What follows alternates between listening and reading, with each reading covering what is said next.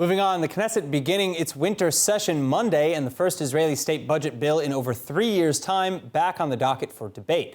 But contrary to conventional wisdom, the opposition has been nearly completely absent from all discussion. And so by failing to participate in the committee meetings, opposition lawmakers have by their own hands forfeited the power to influence the content of the budget.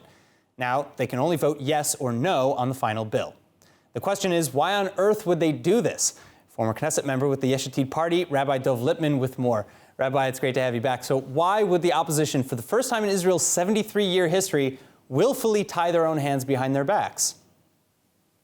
The strategy of the current opposition is to essentially declare the current coalition, the government, as not legitimate. It's not legitimate. You have a prime minister, Naftali Bennett, who only has 6 members of his party with him in the government. How can he be the leader of the country? And they're trying to portray that to the Israeli public. So they've made a decision to forego being active members of the committees where you actually can raise a lot of very legitimate issues for the sake of the image of this is an illegitimate government. Now, I have to say, I was at the Knesset yesterday during the opening session. I saw committees during the morning. They are going into a lot of those committees. There are some of the parties like Shas and United Torah Judaism. They feel they have to be there in those committees to raise their voices. But it is definitely a Likud decision, which is the majority of the opposition, that they are not taking part. And I have to tell you the truth, just on the street itself, I don't know how many people are really taking notice of that and if that strategy is actually working. So that's actually my next question. How is the public by and large reacting, left and right? Could this come around actually to bite the opposition parties, specifically Likud, in the rear on election day?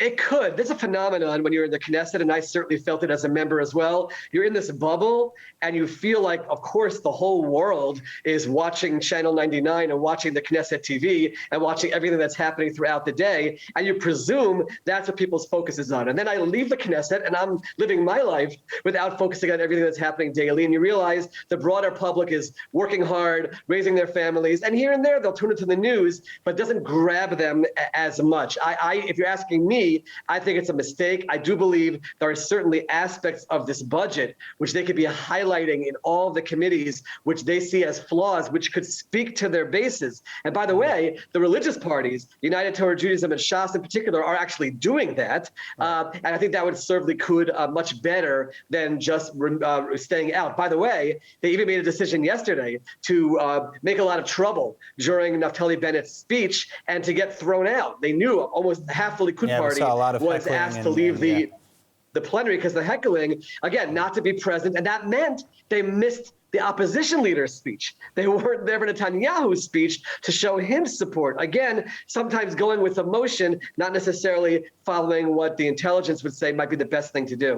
All right, so my final question, speaking about the budget itself, do you believe that the budget will finally pass? Because again, the opposition is, for the most part, staying out of it, or at the very least, the larger parties like Likud. Meanwhile, the coalition itself is a hodgepodge of very, very different ideologies still, and they need all 61 members of the coalition to vote in favor.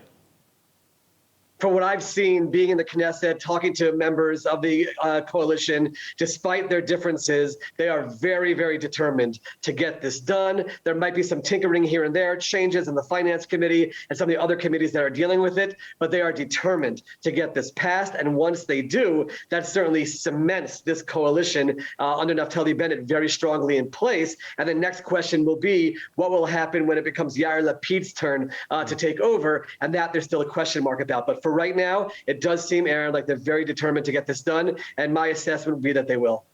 All right, Rabbi Dov Lipman, thank you so much for joining us. Thank you.